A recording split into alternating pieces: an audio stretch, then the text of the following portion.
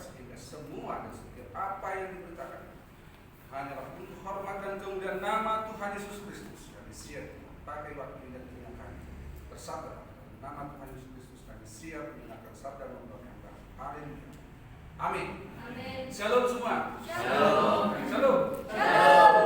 Sorry ya, saya lupa kalau hari ini bukan saya. Biasanya kalau saya lupa pasti saya selalu mengatakan di rumah saya. Tapi karena begitu banyak sibuk, hari ini tanggal limit menyelesaikan banyak sekali. Akhirnya itu pun sangat berkurang. Tapi no problem, no masalah. Tugas tetap tugas, tanggung jawab tetap tanggung jawab. Amin saudara. Amin. Baik, hari ini kita belajar bersama-sama tentang batu penjuru. Ya, mungkin saudara yang sudah melihat YouTube saya atau mungkin di YouTube gitu ya, saudara sudah secara sudah mengetahui.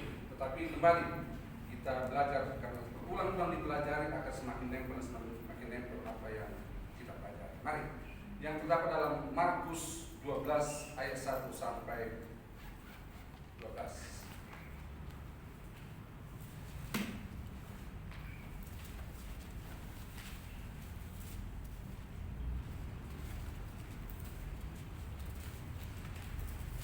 Markus ayat 1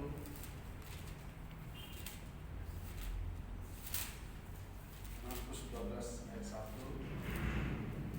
sampai 12. Mari saya sambut kita berdiri bersama-sama sebagai pembacaan menghormati terhadap pembacaan firman Tuhan. Markus 12 ayat 1 sampai 12 kita akan berganti-gantian. Yang maskulin atau bapak atau laki-laki, yang ganjil, yang feminim atau perempuan, yang genap. Dengan yang ketiga, Markus 12 ayat 1 sampai 12. Lembaga Alkitab Indonesia memberi tema perumpamaan tentang penggarap-penggarap kebun anggur. 3, 2, 1. Lalu Yesus mulai berbicara kepada mereka dalam perumpamaan. Adalah seorang membuka kebun anggur dan menanam pagar sekelilingnya. Ia menggali lubang tempat memeras anggur dan mendirikan menara jaga. Kemudian ia menyewakan kebun itu kepada penggarap-penggarap lalu berangkat ke negeri lain. Dan ketika sedang tiba musimnya, ia menyuruh seorang hamba kepada penggarap-penggarap itu untuk menerima sebagian dari hasil kebun itu dari mereka. Tetapi mereka menangkap hamba itu dan memukulnya, lalu menyuruhnya pergi dengan tanpa apa. Kemudian ia menyuruh pula seorang hamba lain kepada mereka. Orang ini mereka pukul sampai luka kepalanya dan sangat mereka permalukan. Lalu ia menyuruh seorang hamba lain lagi, dan orang ini mereka bunuh. Dan banyak lagi yang lain, ada yang mereka pukul dan ada yang mereka bunuh. Sekarang tinggal hanya satu orang anaknya yang kekasih. Akhirnya ia menyuruh dia kepada mereka. Katanya, anakku akan mereka segani. Tetapi penggarap-penggarap itu berkata seorang kepada yang lain, ia adalah ahli waris, mari kita bunuh dia, maka warisan ini menjadi milik kita. Mereka menangkapnya dan membunuhnya, lalu melemparkannya keluar kebun anggur itu. Sekarang apa yang dilakukan oleh Tuhan kebun anggur itu?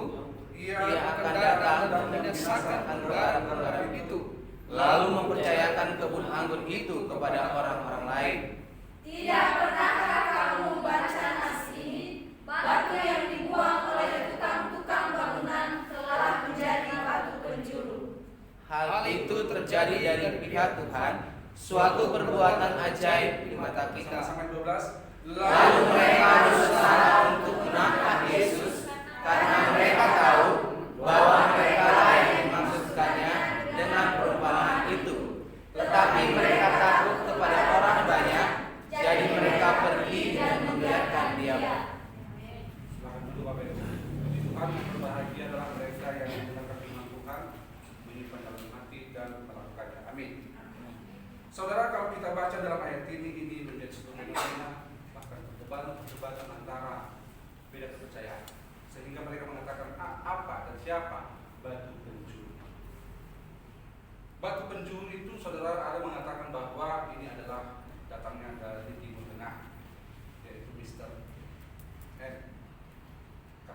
menganggap bahwa Mr. M itu adalah sebagai panutan kepada mereka. Bahkan dikatakan bahwa apa yang diucapkan Tuhan akan diberikan kepada bangsa lain, lalu mereka katakan bangsa itu. Nah, hari ini yang kita buktikan, baik secara analisis, apakah betul Mr. M atau memang bangsa yang lain. Saudaraku, kalau kita baca dalam ayat ini 1 sampai 12 ada 4 peran di sana. Dan ini adalah sebagai perumpamaan.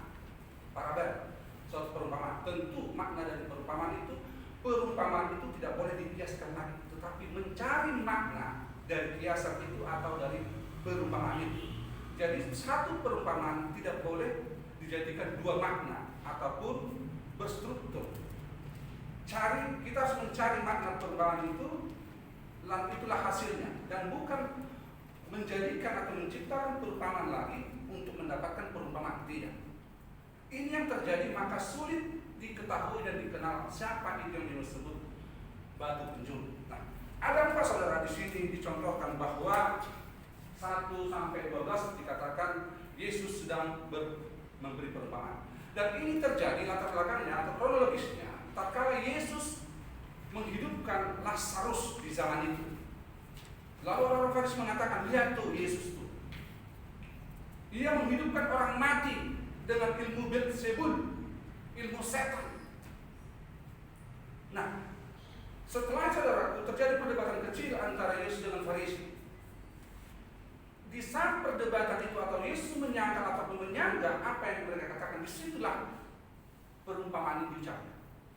Dikatakan, ada seorang pengusaha anggur yang kaya raya dan memiliki lahan anggur yang begitu luas, dan ia hendak mau pergi ke luar kota, dan pohon anggurnya itu dipercayakan kepada penggarap-penggarap.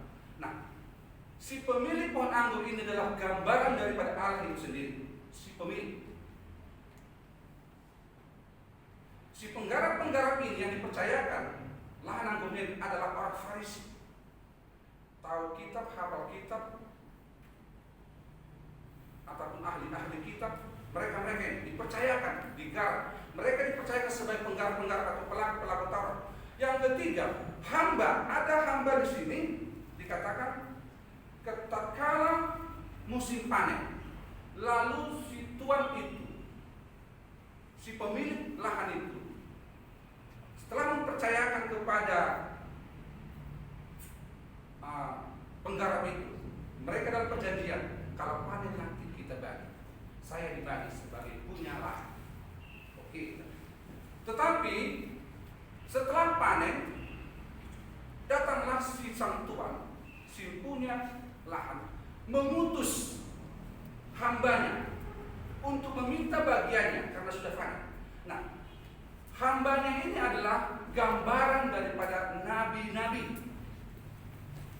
Maka dikatakan tatkala dia menyuruh hamba-hamba itu, mereka dibunuh. Itulah nabi-nabi. Seperti Yesus pernah berseru, Yerusalem, Yerusalem, aku seringkali mengutus kepada para nabi-nabi, tapi kau bunuh.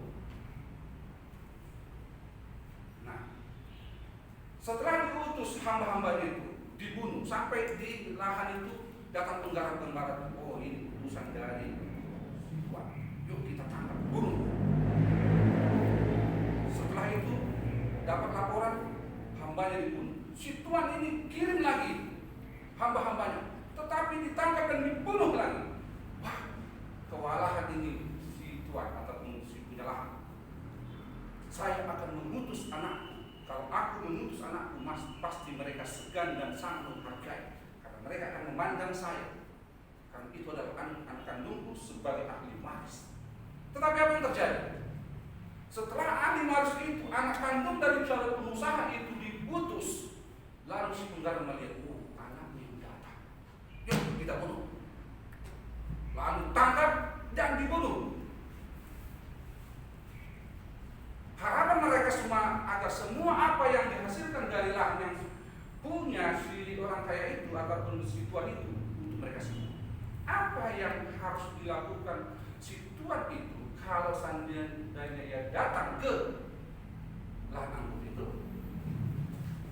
Tentu semua itu akan dibunuh dan dibuang dan dilemparkan semua ke ladang api. Nah, sedangkan ahli waris ini adalah gambaran, ia mengambil rupa manusia yang kita kenal dengan Kristus. Ditolak, disesak, disalib. Inilah yang disebut di batu-batu yang dibuang itu, tetapi menjadi batu penjuru. Ternyata dialah yang dimaksud sebagai penyelamat, pemberi solution, pengampun dosa dan seluruhnya. Efektif. Dialah yang dimaksud adalah batu penjuru itu. Di sini Yesus sedang memberi satu perumpamaan tentang dirinya. Bagaimana kehidupan orang Farisi saat tadi mereka berdebat, lihat tuh Yesus melakukan mukjizat menggunakan tenaga Beelzebul. Yesus pun saudaraku mereka sesah. Jangankan Yesus, nabi-nabi pun udah dibunuh semua. Maka diberi perumpamaan.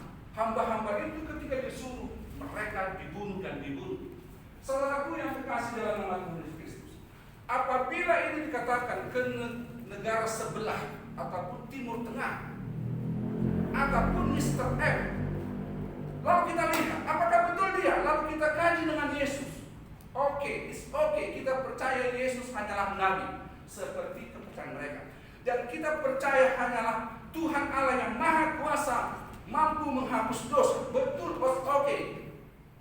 Tetapi sekalipun Yesus hanya sekedar nabi diakui, ingat, tidak ada satu pun di dunia ini nabi, tidak ada satupun nabi di dunia ini yang namanya nabi mampu dan sanggup mengampuni dosa. Amin.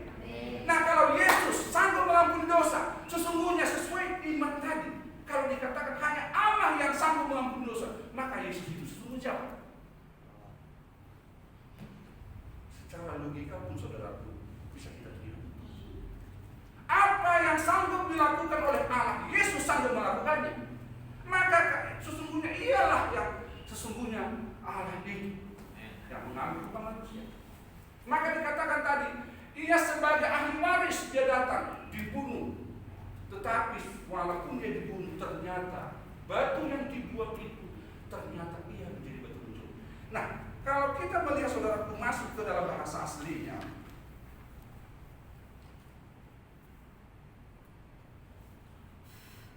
ya sedikit yang kita bahas.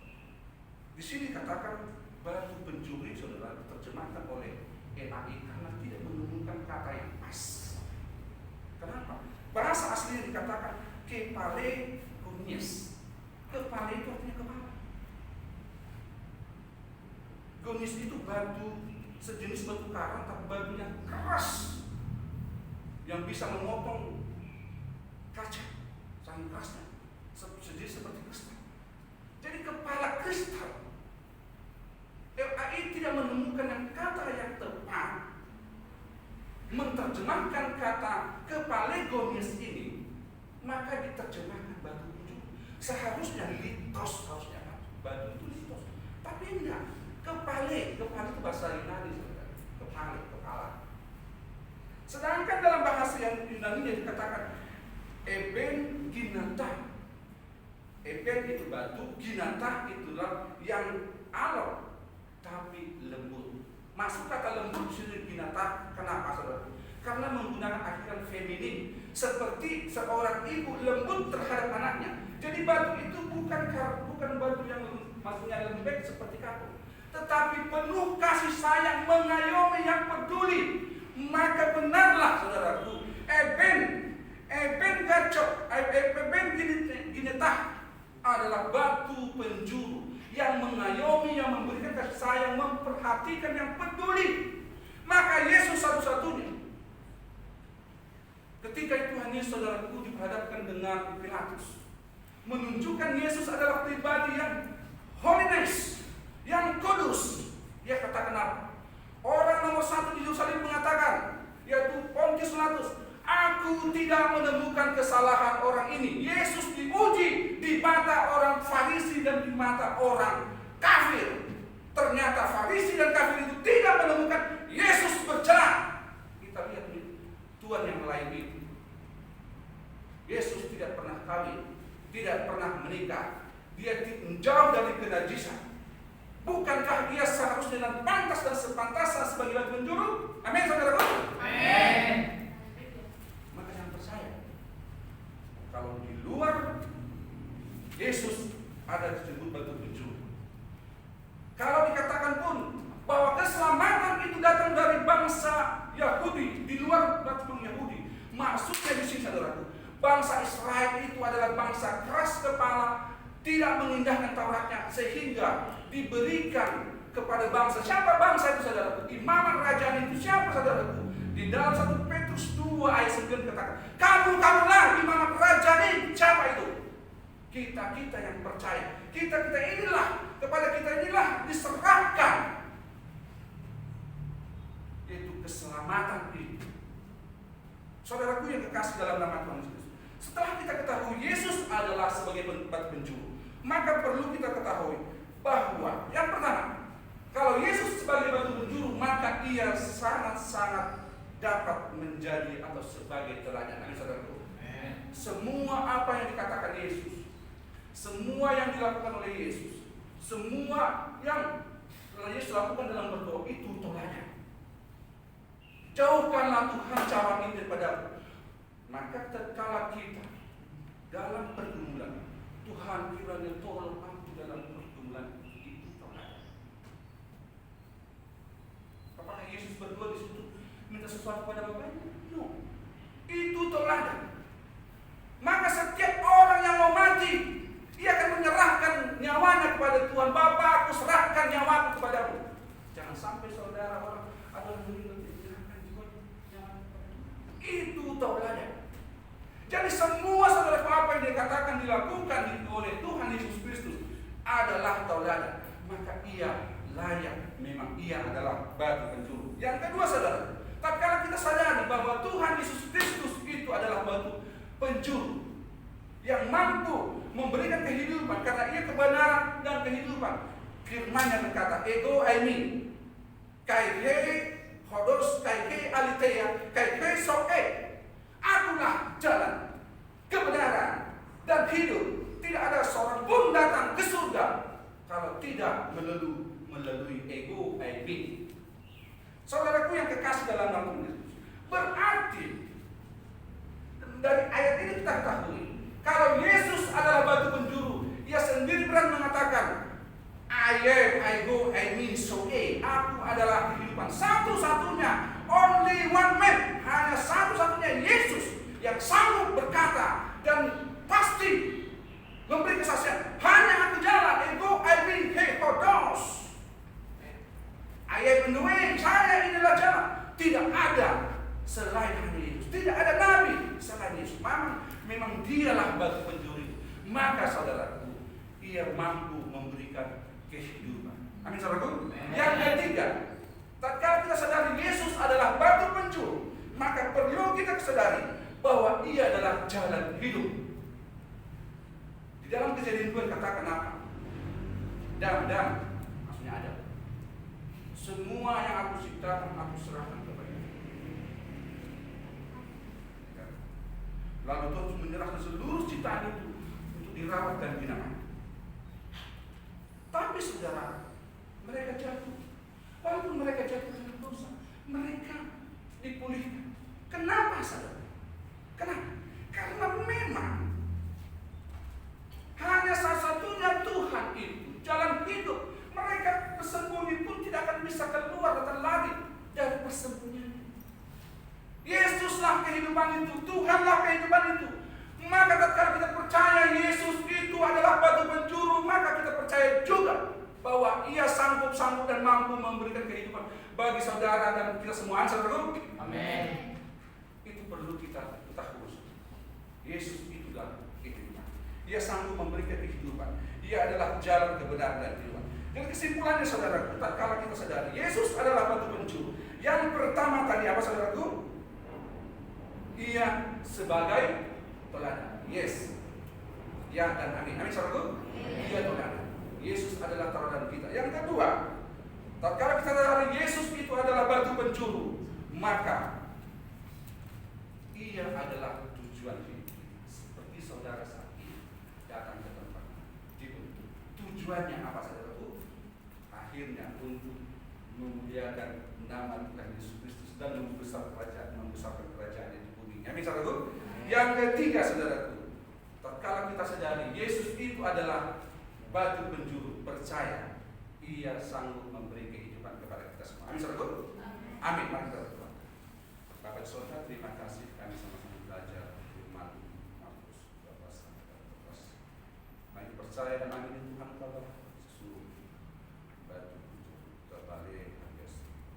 Tuhan biarlah termerai firman ini dalam kehidupan kami, tertanam seperti di tanah yang subur, tumbuh berbuah, dapatkan iman dalam kehidupan ini dan dapatkan kegiatan kepada orang lain sehingga kami tetap menjadi batu sebagaimana Tuhan telah dalamkan kehidupan kami, supaya kami menjadi teladan Tuhan Yesus telah menjadi teladan kepada kami. Terpujilah Tuhan kami Yesus. Diberkati hamba-Mu yang menyembah firman, diberkati juga kami semua yang mendengarkan firman. Dalam nama Tuhan Yesus Kristus ini doa kami. Amin. Amin. Shalom. Shalom.